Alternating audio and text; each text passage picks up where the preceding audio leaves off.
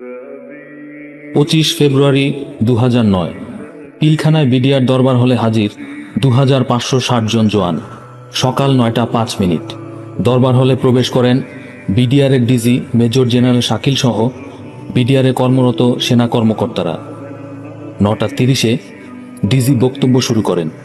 এ সময় অস্ত্র হাতে মঞ্চে উঠে পড়ে সিপাহী মঈনকে ধরে ফেলেন ডিজির পাশে থাকা সেনা কর্মকর্তারা। পূর্ব পরিকল্পনা অনুযায়ী বিডিআরের জওয়ানরা দরবার হলের বাইরে চলে যায়। শুরু হয় বিক্ষিপ্তভাবে ছোটাছুটি, শোনা যায় 2-1টি গুলির আওয়াজ। তখনও দরবার হলের ভেতরে পরিস্থিতি নিয়ন্ত্রণে ব্যস্ত মেজর জেনারেল শাকিল এবং তাকে ঘিরে থাকা সেনা কর্মকর্তারা। 9টা 32 minute major general Shakil phone করে বিশৃঙ্খল পরিস্থিতির কথা জানান তৎকালীন সেনাপ্রধান জেনারেল মঈনকে। পিলখানায় জরুরি সেনা পাঠাতে অনুরোধ করেন। এরপর ফোন করেন র্যাবের ডিজিকে, সেখানেও সাহায্য চান। ঠিক 9টা 38 মিনিটে জেনারেল শাকিল ফোন করেন প্রধানমন্ত্রী শেখ হাসিনাকে, তার কাছে সাহায্য চান। তখনও অসংগঠিত বিডিআর জওয়ানরা। দরবার হলে কিংকর্তব্য বিমূঢ় মেজর জেনারেল শাকিল ও অন্যান্য সেনা কর্মকর্তা। সময় গড়িয়ে যায়, ক্রমশ পরিস্থিতি ভয়ঙ্কর হতে থাকে, কিন্তু কেউই সাহায্যের জন্য এগিয়ে আসেনি। 10টা 20 মিনিট অনেক সময় পেরিয়ে গেছে। মেজর জেনারেল শাকিল জানতে চান কেউ সাহায্য করতে এগিয়ে এসেছে কিনা। কোনো দিক থেকে নেই কোনো সাহায্য। 10টা 39 মিনিট অস্ত্র হাতে দরবার হলে প্রবেশ করে খুনিরা। তারা গালাগাল করে সেনা কর্মকর্তাদের, তুচ্ছ তাচ্ছিল্য করে, অফিসারদের ব্যাজ খুলে ফেলে নিয়ে দিতে থাকে আদেশ নির্দেশ। 10টা 42 মিনিট খুনিরা খুব কাছ থেকে মেজর জেনারেল শাকিল এবং তার সঙ্গের সেনা কর্মকর্তাদের গুলি করে হত্যা করে। কোনো যুদ্ধক্ষেত্র নয়, অথবা নয় কোনো জনমানবহীন যোগাযোগ বিচ্ছিন্ন দুর্গম অঞ্চলে। খোদ রাজধানীতে দিনের আলোয় বিডিআর পিলখানার মাঠ ভিজে যেতে থাকলো মেজর জেনারেল, কর্নেল, মেজর আর ক্যাপ্টেনদের তরতাজা রক্তে। বিদ্রোহীদের কেউ কেউ সে সময় পিলখানার বিভিন্ন গেটে এসে মিডিয়ার সাথে কথা বলে, বিভৎস উল্লাসে দিতে থাকে জয় বাংলা স্লোগান। আকাশে বাতাসে যত্রতত্র করতে থাকে গুলি। অন্যদিকে খুনিদের হাত থেকে নিজ কর্মকর্তাদের রক্ষা করতে ব্রিগেডিয়ার জেনারেল হাকিমের নেতৃত্বে পিলখানার বাইরে সকাল 10টার মধ্যেই পৌঁছে 5 শতাধিক সেনা সদস্য, পৌঁছে র্যাব সদস্যরা। আকাশপথে উদ্ধার অভিযানের জন্য প্রস্তুত থাকে বিমান ও হেলিকপ্টার। ভারী অস্ত্র নিয়ে সকলে প্রস্তুত থাকলেও কোনো এক রহস্যে তাদের দেয়া হয়নি উদ্ধার অভিযানের অনুমতি। কেন তাদেরকে ভেতরে যাবার অনুমতি দেয়া হলো না, এর জবাব আজও অজানা। সেনাপ্রধান মঈন জানিয়েছেন, ওই দিন বেলা 11টার দিকে প্রধানমন্ত্রীর বাসভবন যমুনায় গিয়ে তিনি দেখেন নেতা মন্ত্রীদের নিয়ে হাসি মুখে চা খাচ্ছেন প্রধানমন্ত্রী শেখ হাসিনা। সেখানে সিদ্ধান্ত হয় আলোচনা হবে বিদ্রোহীদের সাথে। দলের গুরুত্বপূর্ণ সিনিয়র নেতাদের বাদ দিয়ে বেলা 1টার পর পরিস্থিতি নিয়ন্ত্রণ আনতে দলের অপেক্ষাকৃত জুনিয়র 2 নেতা নানক, আজমকে পাঠান পিলখানায়। বেলা 3:30টার দিকে ডিএডি তৌহিদের নেতৃত্বে 14 সদস্যের বিদ্রোহী দল বৈঠক করে প্রধানমন্ত্রী শেখ হাসিনার সাথে। হোটেল শেরাটন থেকে তাদের জন্য আনা হয় খাবার। সিদ্ধান্ত হয় সাধারণ ক্ষমা ঘোষণার। প্রধানমন্ত্রী একবারের জন্য জানতে চাননি ভেতরে আটকে পড়া জিম্মি হওয়া সেনা অফিসার বা তাদের পরিবারের কথা। এ যেন শুধুই সময় ক্ষেপণ, কাল ক্ষেপণ।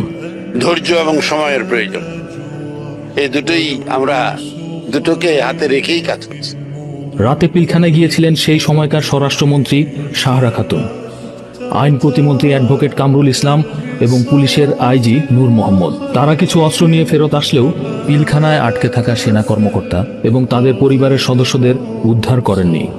ওই রাতেই নানক, আজম, তাপস সহ আওয়ামী লীগ ও মহাজোটের নেতাদের প্রত্যক্ষ তত্ত্বাবধানে বেরিয়ে যায় খুনি ও তাদের সহযোগীরা নিরাপদে।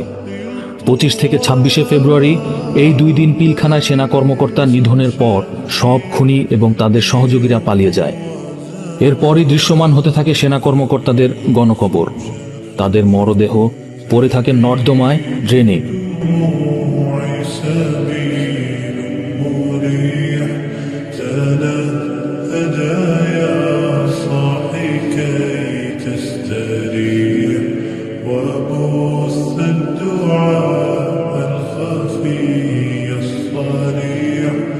يسعك الفضاء الرحيم الفسيح سبيل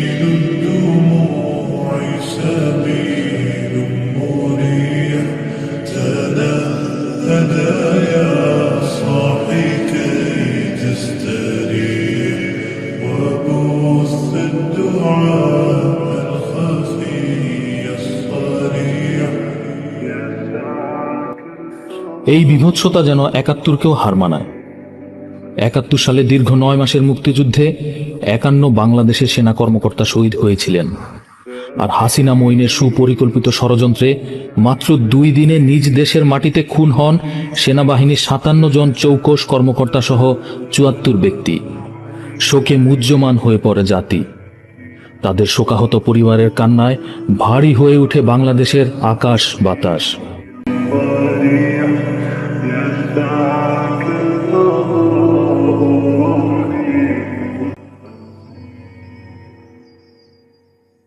বিক্ষুব্ধ সেনাদের সামাল দিতে ঢাকা ক্যান্টনমেন্টে যান শেখ হাসিনা। একজন ক্ষুব্ধ সেনা কর্মকর্তা শেখ হাসিনাকে বলেন, এই ২৬ তারিখের দিনের আপনি যান নাই, এটার মধ্যে কিন্তু অনেক দ্বন্দ্ব আছে। আপনাকে কেন ২২ তারিখেই বলে দেওয়া হলো যে আপনি ওখানে যান না? না তো এরকম বলেনি তো। এটা হয়েছে ম্যাডাম। না ২৬ তারিখে কি আপনাদের কাছে অনেক ভুল তথ্য আছে। এবং তারা কিলিং শুরু করেছে 11:11 থেকে 11টার পরে। তার আগে কাউকে বলে নাই। যদি তখন আপনি সেনাবাহিনী পাঠাতে ব্ল্যাক পাঠাতেন, আমার আপনার প্রতিমা যদি র্যাব সেনাবাহিনী এই একের থেকে এইটুকু যদি একজনের মধ্যে ঢুকতে না পারে, সেই সেনাবাহিনী আমাদের পক্ষে চাই। সামরিক কর্মকর্তাদের তদন্তের সময় জিজ্ঞাসাবাদে বেরিয়ে এসেছে Fazlul Karim Selim, barrister Fazle Noor Taposh, advocate Sahara Khatun, advocate Kamrul Islam, Sajeeb Wazed Joy, Jahangir Kabir Nanak, Mirza আজম, ছাত্রলীগ নেতা লিয়াকত শিকদার, বাহাউদ্দিন নাসিম, পঙ্কজ দেবনাথ, মহিউদ্দিন খান আলমগীর, হাসানুল হক ইনু, রাশেদ খান মেনন ও জেনারেল মইনিউ আহমেদের নাম। কয়েকজনের জবানবন্দি। সিপাহী সেলিম রেজা, বয়স ২৮, নম্বর 63907।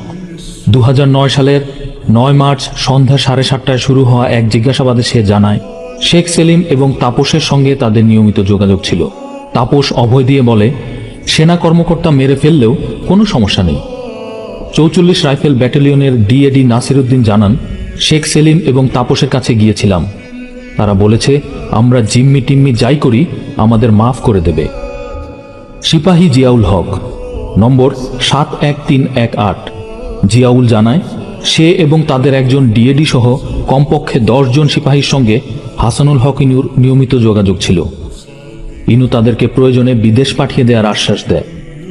জিয়াউল জানায়, তারা একাধিকবার শেখ সেলিম এবং তাপসের মুখে শুনেছেন, অপারেশন ভালো হলে সজীব ওয়াজেদ জয় খুশি হবে। নানা শর্ত সাপেক্ষের বেড়াজালে গঠিত হয় কমপক্ষে 3টি তদন্ত কমিটি। লেফটেন্যান্ট জেনারেল জাহাঙ্গীরের নেতৃত্বে সামরিক এবং আনিসুজ্জামানের নেতৃত্বে বেসামরিক তদন্ত কমিশনের রিপোর্ট দুটি আজও আলোর মুখ দেখেনি। পিলখানা হত্যাকাণ্ডের বিচার হয়েছে সিআইডির বিশেষ পুলিশ সুপার আব্দুল কাহার আকন্দের তদন্তের মাধ্যমে। কাহার আকন্দ পুলিশের চাকরি ছেড়ে নিজ এলাকায় গিয়েছিলেন, চেয়েছিলেন আওয়ামী লীগ থেকে এমপি মনোনয়ন। বাংলাদেশের ইতিহাসে সবচেয়ে গুরুত্বপূর্ণ মামলাটির তদন্ত তাকে দিয়েই করানো হয়। যে এসএমজিটি দেখা যাচ্ছে সেই এসএমজিটি সিলিংটা নরমাল সিলিং এর মতো না। একটু টেল ইউ দ্য ট্রুথ, এই সিলিং বাইনোকুলারটা আমরা আরবিতে ব্যবহার করি না, আমার জানা মতে বিডিআরও ব্যবহার করে না। তার তদন্তের ভিত্তিতে মামলার বিচার হলেও এখনো অনেক প্রশ্নের জবাব মেলেনি, বরং জনমনে রয়েছে এখনো অনেক প্রশ্ন। ঘটনা পরম্পরায় দেখা যায়, বিডিআর সদর দপ্তরের বিশৃঙ্খলা জানার পর মেজর জেনারেল শাকিল নিহত হওয়ার আগ পর্যন্ত সেনাপ্রধান মইনিউ আহমেদ সময় পেয়েছিলেন কমপক্ষে 1 ঘন্টা 10 মিনিট। প্রধানমন্ত্রী শেখ হাসিনা পেয়েছিলেন 1 ঘন্টা 4 মিনিট। যথেষ্ট সময় পেয়েও তারা কেন কোনো ব্যবস্থা গ্রহণ করলেন না? শেখ হাসিনা বিডিআরের বার্ষিক নৈশভোজে অংশ নিতে অসম্মতি জানিয়েছিলেন কেন? 2009 সালের 1 মার্চ সংসদে প্রধানমন্ত্রী জানিয়েছিলেন 25শে ফেব্রুয়ারি খুব সকালে তিনি একটি গোয়েন্দা রিপোর্ট পেয়েছিলেন। কি ছিল সেই রিপোর্টে? জেনারেল শাকিলের সাথে শেখ হাসিনার সর্বশেষ কথা কি হয়েছিল? প্রধানমন্ত্রীর সামরিক উপদেষ্টা মেজর জেনারেল তারেক সিদ্দিকীর ভূমিকাই বা কি ছিল? সেদিন বিশেষ ব্যবস্থাপনায় বিমান চলাচলের শিডিউল পাল্টে ফেলা হয়েছিল কেন? বিডিআরের ডিজির দিকে প্রথমে অস্ত্র তাক করেছিল সিপাহী মঈন, এখনো তার খোঁজ পাওয়া যায়নি কেন? সজীব ওয়াজেদ জয় 27শে ফেব্রুয়ারি দুবাই গিয়ে পিলখানার ঘটনায় জড়িত কিছু ব্যক্তির সাথে দেখা করেছিলেন কেন? জয়ের সেই সময়কার পাসপোর্ট তদন্তকারীদের দেখতে দেয়া হয়নি কেন? পিলখানার ঘটনা তদন্তে গঠিত 3টি কমিটির একটি কমিটিও জয়কে জিজ্ঞাসাবাদ করার অনুমতি পায়নি কেন? জয় কেন বিদেশি পত্রিকায় বাংলাদেশ সেনাবাহিনীর শক্তি সামর্থ্য নিয়ে বিরূপ মন্তব্য করেছিলেন? এ প্রশ্ন বাংলাদেশের সচেতন জনগণের। এ প্রশ্ন বিডিআরের ডিজি মেজর জেনারেল মরহুম শাকিল আহমেদের সন্তান রাকিন আহমেদেরও। পিলখানা ঘটনা যখন ঘটে এবং সেনাবাহিনী যখন পিলখানার সামনে ডিপ্লয়েড হয়, সেনাবাহিনীকে সরকার কেন বাধা দিল ঢোকার জন্য? ফার্স্ট অফ অল আমার দ্বিতীয় প্রশ্ন হচ্ছে, এটা একটা মিলিটারি সিচুয়েশন, এখানে সেনাবাহিনী ট্যাকল করবে, সেনাবাহিনী না পাঠায় তারা রাজনৈতিক নেতাদের কেন পাঠালো সিকিউরিটি ছাড়া? এটা আমার একটা প্রশ্ন। এবং সরকার এত কনফিডেন্স কিভাবে পায়? থার্ড অফ অল, হত্যা হওয়ার পরে সেনাবাহিনীকে 3 কিলোমিটার উইথড্র করলো কেন পিলখানার দূর থেকে, এবং জওয়ানদের পালাইতে দিল কেন? হত্যাকাণ্ডের 2-3 দিন আগে কর্নেল গুলজার সহ এবং কয়েকজন অফিসার মিলে র্যাব থেকে বিডিআর কেন ট্রান্সফার হলেন? রাকিন আহমেদ জানান, ঘটনার 2 দিন পর তিনি প্রধানমন্ত্রী শেখ হাসিনা এবং সেনাবাহিনীকে জিজ্ঞাসা করেছিলেন সেনাবাহিনীকে বিডিআর পিলখানায় প্রবেশের অনুমতি দেয়া হয়নি কেন। উত্তরে প্রধানমন্ত্রী বলেছিলেন তিনি সেনাবাহিনী পাঠাতে চেয়েছিলেন, কিন্তু সেনাপ্রধান মইনুল আহমেদ রাজি হননি। আর মইন বলেছেন প্রধানমন্ত্রী অনুমতি না দেয়ায় অ্যাকশনে যাওয়ার সম্ভব হয়নি।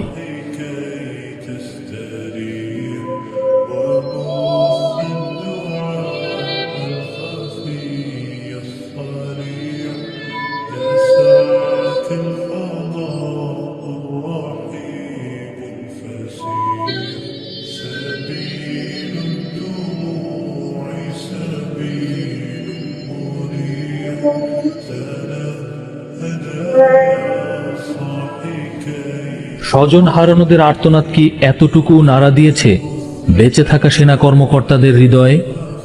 নিহত সহকর্মীদের কথা কি তাদের একবারও মনে পড়ে না? কখনোই কি উদ্ঘাটিত হবে না প্রকৃত সত্য? বাংলাদেশের জনগণ চায় উদ্ঘাটিত হোক প্রকৃত সত্য, কিন্তু সেনাবাহিনী কি চায়?